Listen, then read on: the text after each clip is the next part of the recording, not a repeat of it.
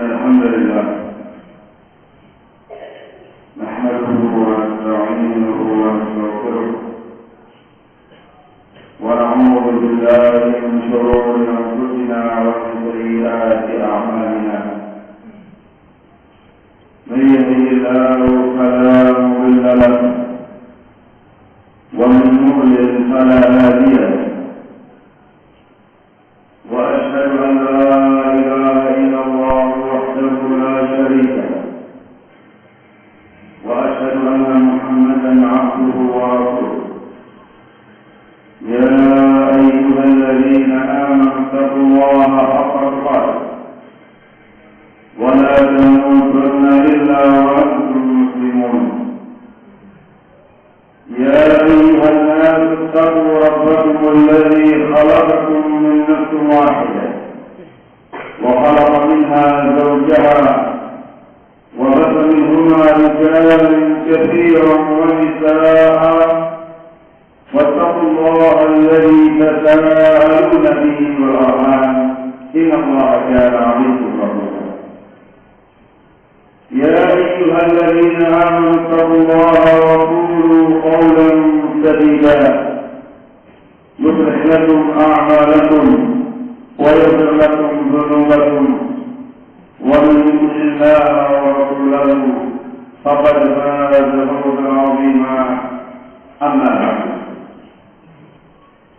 فان اصدق الحديث كتاب الله وخير الهدي هدي محمد صلى الله عليه وعلى اله وسلم وشر الامور محدثاتها وكل محدثه بدعه وكل بدعة ضلالة وكل ضلالة في النار أيها الناس قوم مسلمين رحمهم الله Alhamdulillah kita senantiasa bersyukur kepada Allah Subhanahu wa taala atas segala karunia nikmat yang telah diberikan oleh Allah Tabaraka wa Ta'ala kepada kita semua. Nikmat kesehatan, dan khususnya nikmatul Islam wal iman, nikmat taufiq wal hidayah dari Allah Subhanahu wa Ta'ala, dan juga kenikmatan bisa menjalankan ibadah puasa Ramadan yang alhamdulillah sampai hari ini, hari yang ke-14, Allah Subhanahu wa Ta'ala masih memberikan kita semua kesehatan, iman dan tauhid, sehingga terus mengerjakannya insyaallah dengan iman dan wasilah dengan penuh iman dan mengharapkan pahala dari Allah Subhanahu wa Ta'ala. Kaum muslimin rahimakumullah, seorang muslim yang muwaffaq, seorang muslim yang baik yang bertauhid oleh Allah, seorang muslim yang mengharapkan kebahagiaan dunia akhirat, tentu dia menjadikan momen pertengahan Ramadan ini sebagai momen muhasabah dan momen mujahadah. Momen muhasabah ialah dalam rangka untuk mengintrospeksi diri, melihat hari-hari yang telah berlalu dari Ramadan, dari hari yang pertama sampai hari yang ke-14 ini. Apa saja yang sudah dia kerjakan, apa saja ibadah-ibadah yang telah dia kerjakan, apa saja amal-amal saleh yang telah dia lakukan, mana yang kurang dia tambahi, mana yang telah dia perbaiki. Juga introspeksi diri terkait dengan mungkin adanya berbagai macam tindakan-tindakan kesalahan, dosa, kemaksiatan kepada Allah Subhanahu wa Ta'ala, untuk supaya dia bersegera beristighfar, meminta ampun, bertaubat kepada Allah Subhanahu wa Ta'ala. Mohon pengasaran. Juga kaum muslimin rahimahullah dimanfaatkan mula untuk mujahadah, bersungguh-sungguh dalam beribadah kepada Allah Subhanahu wa Ta'ala di hari-hari yang berikutnya. Apalagi kita memasuki tahun Ramadan, itu berarti bentar lagi memasuki 10 hari terakhir Ramadan. Bimbingan Rasulullah SAW, Ramadan semakin habis, itu berarti semakin bersungguh-sungguh dalam beribadah kepada Allah Taala.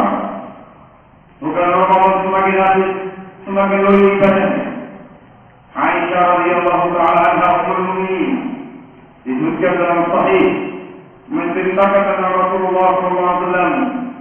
Kana Nabi sallallahu alaihi wasallam yajtahidu fil 'ashr al-awakhir ma la yajtahidu fi ghairihi.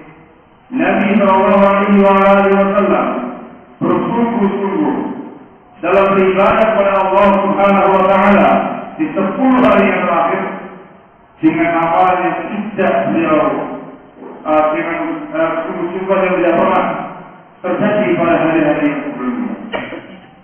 Artinya kaum muslimin rahimahullah, semakin Ramadan mendekati, semakin semangat dalam beribadah kepada Allah, semakin bersungguh-sungguh dalam beribadah kepada Allah Subhanahu wa taala.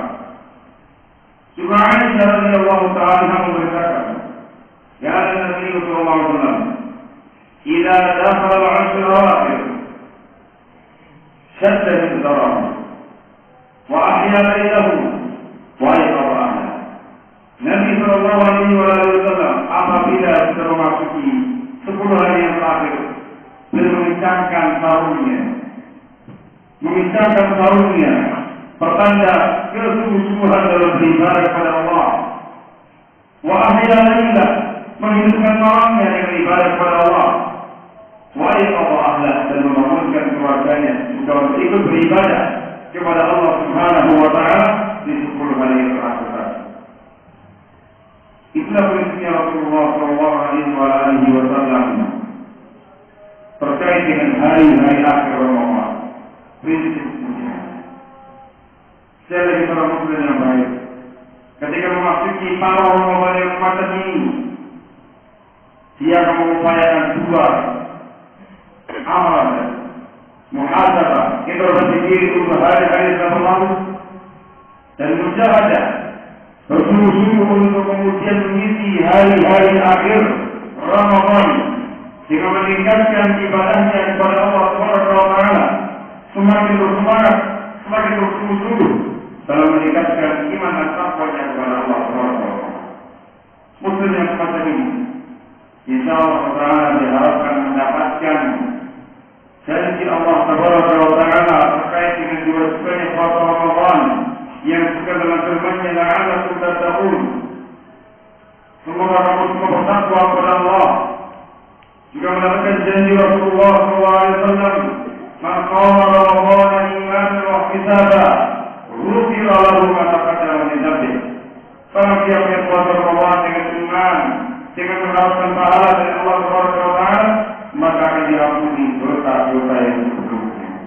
Takwa diharapkan, dosa diampuni oleh Allah Subhanahu wa taala. Kita akan didapatkan oleh seorang muslim yang demikian tadi prinsipnya. Muhasabah untuk hari-hari yang lalu, mujahadah untuk hari-hari yang akan datang. Alhamdulillah, kita semuanya tahu bahwasanya isi diwajibkannya puasa Ramadan atas kaum muslimin. Dan misi Rasulullah SAW memberikan bimbingan seputar Ramadan, dari mulai puasnya yang fardu, puasa yang sunnah, tarawihnya, infaknya, sedekahnya, tilawah Al-Qur'annya, i'tikafnya, mencari malam qadar dan semisalnya. Tujuannya ia dalam rangka untuk tadhhirus shaim, mensucikan jiwa seorang yang berpuasa. Yang diharapkan nanti dia keluar dari Ramadan dalam keadaan suci, bersih, diampuni semua dosanya oleh Allah Subhanahu wa taala, dan itulah makna takwa, makna bertakwa kepada Allah Subhanahu wa taala. Semua amal-amal saleh yang disunahkan oleh Rasulullah sallallahu alaihi wasallam selama Ramadan, semuanya dalam rangka untuk tazkiyatun nufus, pembersihan jiwa, dalam rangka untuk pensucian orang yang berpuasa. Kaum muslimin rahimahumullah, di antara amalan-amalan hanya untuk takdir paling pensucian orang yang berpuasa, yang dianggap oleh sebagian kaum muslimin hanya semata-mata amal biasa. Ia sholat berfitri, sedekah fitrah, atau disebutkan dengan zakat berfitri, zakat fitrah.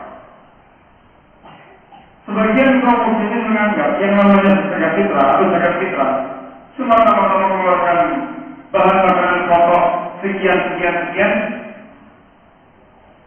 Itu sebagian mereka dalam memahami bahwa tujuan dan fungsi dilakukannya zakatul fitri ini adalah rangka untuk pensucian jiwa orang berpuasa. Berarti Allah Subhanahu zakat fitrah disebut dengan sedekah fitri atau zakatul fitri. Di antara makna yang disebutkan oleh para ulama kita ialah dikarenakan zakat tersebut, sedekah tersebut dalam rangka untuk mengembalikan orang yang puasa kepada fitrinya, kepada fitrahnya, kesuciannya, kebersihan jiwanya. Diriwayatkan dengan hadis Ibnu Abbas radhiyallahu taala anhuma yang diriwayatkan oleh Imam An-Nasa'i dan yang lainnya dengan sanad hasan. Dia mengatakan, "Farada Rasulullah sallallahu alaihi wasallam zakat al-fitr min Ramadan, tuhmatan lil-qa'im min al-ladh wal-raqab wa tuhmatan lil-masakin." Al-hadis. Rasulullah sallallahu alaihi wasallam berfirman, mewajibkan zakat fitrah dari Ramadan fungsinya dua. Tuhmatan lil-qa'im, dalam rangka untuk mensucikan orang yang berpuasa dari perkara yang sia-sia dan dosa, dan fungsi yang kedua tuhmatan lil-masakin, dalam rangka sebagai makanan untuk orang-orang fakir miskin. Itu fungsi zakat fitrah, mensucikan orang yang berpuasa dari dosa. Itu semuanya mengusulkan rahimahullah tersampai sekali lagi. Kalau pelaksanaan zakat fitrah itu sesuai dengan bimbingan sunnah Rasul alaihi wassalam, sehingga dinyatakan sebagai sedekah fitrah. Para kesempatan yang singkat seperti ini insyaallah akan disampaikan secara global. Bagaimana bimbingannya Rasulullah sallallahu alaihi wasallam? Zakat fitrah perkara yang wajib. Wajibnya atas individu muslim, bukan orang lain. Kewajibannya disebarkan atas masing-masing kepala muslim, baik dia laki-laki atau perempuan, kecil atau besar, budak atau merdeka, orang gila atau orang yang waras, anak kecil yang masih bayi atau yang sudah tua sekalipun. Ibnu Umar radhiyallahu taala meriwayatkan, "Farada Rasulullah sallallahu alaihi wasallam zakat al-fitr ala al-zakari wal-unsa wal-saghir wal-kabir wal-hurr wal-'abd sa'an min tamr." Dalam riwayat yang lain dengan tambahan minal muslimin, Rasulullah sallallahu alaihi wasallam mengharuskan zakat fitrah atas laki-laki dan perempuan, anak kecil dan yang sudah tua, yang merdeka dan yang muda, satu sah dan awal. Disebutkan dalam lafaz yang lain dengan tambahan minal muslimin, diwajibkan atas kaum muslimin. Dengan yang ditunjuk ialah masing-masing muslimin, baik dia orang kaya atau orang yang miskin dan urusan perempuan, baik dia laki-laki atau perempuan. Dengan riwayat ini, seorang bayi yang baru lahir sekalipun, yang belum berkena kewajiban taklif dua zakat, diwajibkan dikeluarkan zakat fitrahnya atas walinya. Seorang yang gila yang majnun, dan dia memiliki kerabat, keluarga yang mengurusi dia bukan perkara, juga diwajibkan dikeluarkan zakat fitrahnya dari harta dia kalau punya harta. Kalau dia punya harta maka wali dia yang menanggung dia yang mengeluarkan zakat fitrahnya. Juga dalam riwayat tadi disebutkan bahwasanya seseorang yang berkeluarga, ada suami, ada istri, ada anak, maka kewajiban zakat fitrah ditanggung oleh masing-masing pihak tadi. suami mengeluarkan sendiri, istri mengeluarkan sendiri, anak mengeluarkan sendiri. Itu pada asalnya. Untuk kalau anak punya harta sendiri, istri punya harta sendiri, suami insya Allah punya harta sendiri. Itu asalnya. Al-Mukhatab haula yang dipanggil dengan kewajiban tadi masing-masing mereka. Kalau istri punya pekerjaan sendiri, keluarkan zakatnya sendiri. Ada anak yang punya pekerjaan sendiri, dia keluarkan zakatnya sendiri. Namun kalau kemudian ada seorang kepala rumah tangga, seorang suami yang berbaik hati mengeluarkan zakat fitrah mereka semua dari hartanya, diperbolehkan. Wa'asyiru bil ma'ruf, termasuk ma'asyiru bil ma'ruf dalam rumah tangganya. Kemudian muslimin rahimahumullah, zakat fitrah itu ada batas waktu kewajibannya. Kalau orang itu memiliki kemampuan dalam satu hasil wujud, orang yang diwajibkan mengeluarkan zakat fitrah, maka wajib mengeluarkannya. Tapi kalau kemudian pada waktu itu, sampai pada waktu itu, dia tidak termasuk orang yang berkewajiban mengeluarkan zakat fitrah, maka tidak diwajibkan zakat fitrah. Pendapat yang sahih dalam masalah ini, waktu wajibnya zakat fitrah ialah ghurubus syamsi lailatul 'id, dengan tenggelamnya matahari malam itu. Tenggelamnya matahari malam itu yang berikutnya adalah itu. Kalau ada seseorang yang tidak punya kemampuan sebelum hari itu, sebelum waktu itu, maka dinyatakan wajib mengeluarkan zakat fitrahnya. Dan sebaliknya, seseorang yang belum punya kemampuan ketika itu, melampaui waktu tadi, tenggelam matahari, dia tidak mampu untuk mengeluarkan zakat fitrahnya, maka tidak ada kewajiban zakat fitrah. Maka kaum muslimin radhiyallahu, seseorang wanita yang hamil tua harus memperhatikan HPL-nya, hari perkiraan lahirnya. Kalau bayi itu lahir sebelum tenggelamnya matahari malam itu, wajib dikeluarkan zakat fitrahnya. Kalau lahirnya setelah tenggelam matahari, tidak ada kewajiban seperti itu. Seseorang yang kafir diberi taufik oleh Allah Subhanahu wa taala masuk Islam, mu'adzab. Kalau dia masuk Islamnya sebelum tenggelam matahari, mu'allaf, sebelum tenggelam matahari, wajib zakat fitrah. Tapi kalau dia masuk Islamnya setelah tenggelam matahari, tidak ada kewajiban seperti zakat fitrah.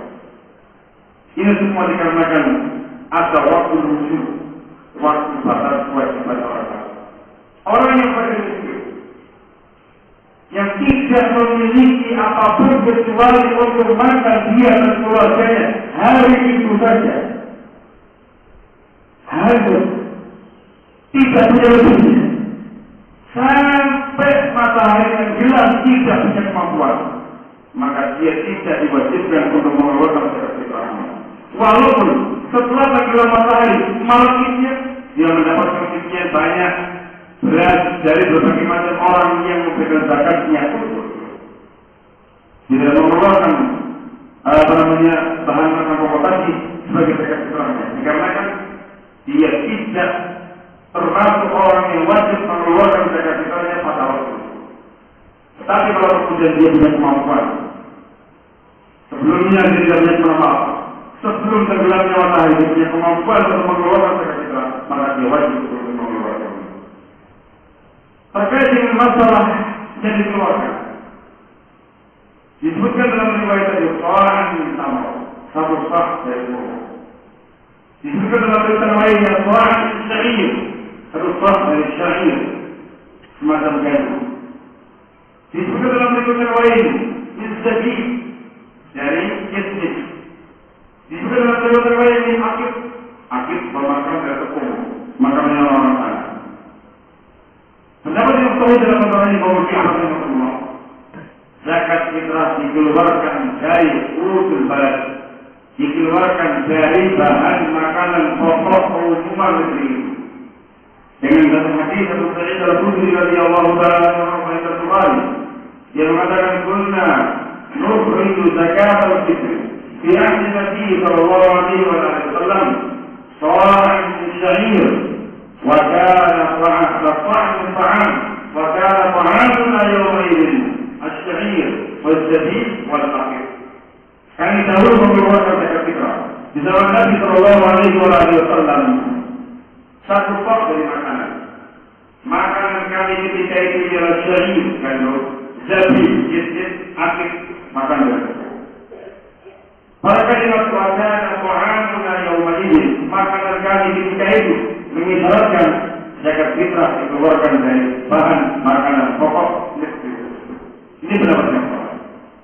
Sehingga orang Indonesia pada umumnya menggunakan beras, maka yang dikeluarkan untuk orang Indonesia ialah beras.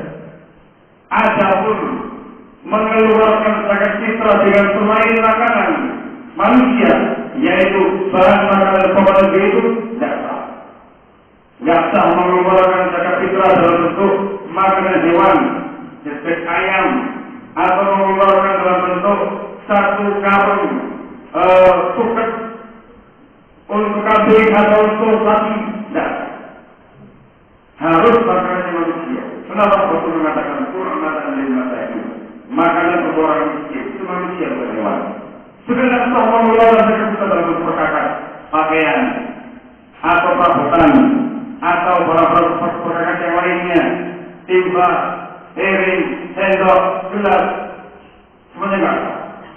Sudah dinyatakan oleh para ulama tidak sah mengeluarkan zakat fitrah dengan mata uang, kecuali kalau orang tadi mengeluarkan uangnya misalkan pada amil dan amil diminta untuk menjadikan beribadah. Diperbolehkan. Tapi kalau khusus mengeluarkan zakat fitrah dalam bentuk uang tidak sah. Kenapa? Dikarenakan Rasulullah SAW sudah menyebutkan dan mendekatkan dengan tegas ta'am, makanan, dan menyebutkan uang. Para sahabat bilang mengeluarkannya dengan makanan, bukan dengan uang. Padahal pada masa itu bahwa Rasulullah yang namanya taraf kehidupan umat manusia sangat rendah. Membutuhkan yang namanya harta, membutuhkan yang namanya uang untuk ini, untuk ini, untuk itu. Taraf sangat rendah. Lebih tinggi taraf kehidupannya dalam sekarang ini. Namun Rasulullah SAW mewajibkannya dalam bentuk makanan, maka tidak sah menggunakan mata uang. Terkait dengan takarannya, satu sok 4 mud. Diterangkan oleh Syekh Muhammad rahimahullah dalam kitabnya Majalis Syahrul Ramadan, kalau dihitung dengan misqal nabawi sekitar 480 misqal. Kalau kita dihitung dengan gram 2,4 kg. Misalkan 2,5 umumnya kaum muslimin dalam masyarakat. Maka misalkan mereka menghitung cuma 2,1 gram. Alhamdulillah yang dikerjakan oleh kaum muslimin di Indonesia Raya ini dengan 2,5 ini salah satu memenuhi persyaratan yang disebutkan oleh Rasulullah Sallallahu Alaihi Wasallam. Terkait dengan mustahiknya, hadis Ibnu Abbas yang dibawakan sebelum di atas menunjukkan bahwa mustahik zakat fitrah cuma satu, bukan 8, cuma satu, yaitu fuqara dan masakin saja. Untuk mengatakan Rasulullah, Ibnu Abbas mengatakan Rasulullah Sallallahu Alaihi Wasallam zakat al-fitri min Ramadan tuhratan lis-shaim min al-ladhi wal-rafas wa tu'natan lil-masakin. Rasulullah SAW memasukkan zakat fitrah di Ramadan sebagai mensuci orang yang puasa dari dosa dan perkara sia-sia, dan tu'natan lil-masakin untuk makanannya orang miskin. Maka ayat Al-Quran At-Taubah ayat ke-60 yang menerangkan mustahik zakat yang 8 itu khusus untuk zakat mal. Sementara untuk zakat fitrah diterangkan dalam hadis Abbas khusus untuk al-masakin, fuqara dan masakin saja. Maka yang lain enggak dapat, amil enggak dapat, gharimin enggak dapat, fisabilillah enggak dapat, ibnu sabil enggak dapat, semua dapat. Kecuali kalau mereka termasuk fuqara wal masakin. Al-Imam Ibnu Qayyim rahimahullah taala menerangkan dalam kitab Al-Ma'ad, mengatakan bahwa Rasulullah SAW mengkhususkan mustahik zakat fitrah untuk bagi manusia. Dan beliau tidak pernah mengeluarkannya untuk 8 golongan yang lain. Para sahabat yang mulia juga demikian. Para tabi'in, atau tabi'in juga demikian. Tidak pernah mengeluarkannya untuk 8 golongan. Hanya dikeluarkan untuk satu mustahik saja, yaitu zakat fitrah. Yaitu pokok masakin. Aku lupa berada. Wassalamualaikum warahmatullahi wabarakatuh. Walaupun muslimin awal muslimin inna wabarakatuh.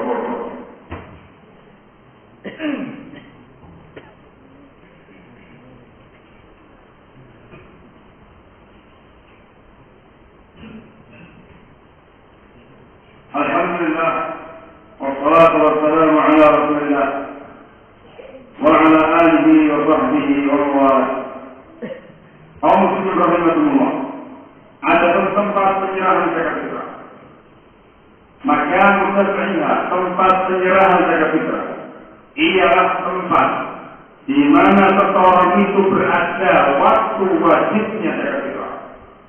Entah dia di negerinya sendiri, di tempatnya sendiri, atau dia di negeri yang lain, bermacam lain.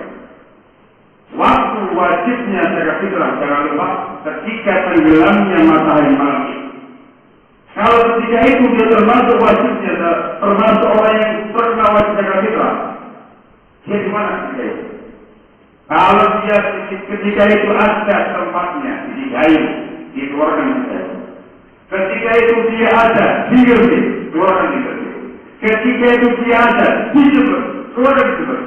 Ketika itu dia ada di Saudi, sedang umur di Saudi, keluarkan di Saudi. Demikian yang disebutkan oleh para ulama seperti yang disebutkan semacam Ibnu Utsaimin rahimahullah taala. Tempat penyerahannya pada waktu orang itu berada saat wajibnya zakat fitrah, baik di negeri dia sendiri atau di negeri yang lainnya. Boleh pahami kalau muslim rahimahullah, zakat, baik zakatul mal atau zakat fitrah, tidak diperbolehkan dipindah tempatkan ke tempat yang lain selama di tempat tersebut masih ada yang hak menerimanya. Rasulullah sallallahu alaihi wasallam mengatakan ketika menjelaskan waktu zakat, tu'khadhu min aghniyaihim faturaddu ala fuqaraihim, diambil dari orang-orang kaya mereka dan diserahkan kepada orang-orang fakir mereka. Kata-kata hum menjelaskan ambil barat orang tempat itu pada akhirnya. Kecuali kaum muslimin radhiyallahu, tidak ada lagi di tempat tersebut seseorang yang berhak menerima zakat, baik zakatul mal atau zakat fitrah, maka dipindahkan ke tempat yang lain. Al-aqrab yang zakat yang jauh dan demikian seterusnya. Adapun waktu pembagiannya atau penyerahannya kepada mustahik ada dua waktu. Waktu yang pertama disebutkan waktu al-fardiyah, waktu yang afdal. Yang afdal diserahkan sabah yaumul Id, pagi hari sebelum kita salat Id dilakukan. Disebutkan dalam hadis Ibnu Umar radhiyallahu ta'ala anhu dan hadis Abu Sa'id Al-Khudri radhiyallahu ta'ala anhu. Ibnu Umar berkata, "Amar Rasulullah sallallahu alaihi wasallam bi ikhraj zakatul fitri qabla khuruj an-nas ila shalah." Rasulullah sallallahu alaihi wasallam memerintahkan supaya mengeluarkan zakat fitrah sebelum orang-orang keluar ke lapangan. Yang mana apa? Dan waktu yang pada ini kaum muslimin radhiyallahu memungkinkan kalau orang itu langsung menyerahkannya kepada mustahik, tidak melalui amil. Kalau menggunakan amil, tidak mungkin.